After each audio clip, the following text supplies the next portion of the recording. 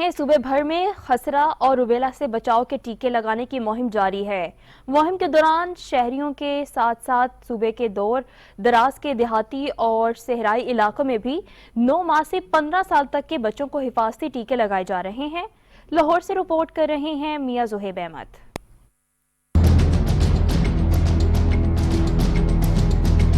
UNICEF के तावन से 9 माह से 15 साल के बच्चों को खसरा और रूबेला से बचाव के हिफाजती टीके लगाने की मुहिम जारी है। 27 नवंबर तक जारी रहेगी। मुहिम की कामयाबी के लिए सूबा भर में 30,000 से ज्यादा टीम्स काम कर रही हैं। Director EPI doctor Mohammad Mukhtar Ahmed Awan का कहना था कि इस वक्त सूबे भर में 32,000 टीमें काम कर रही हैं।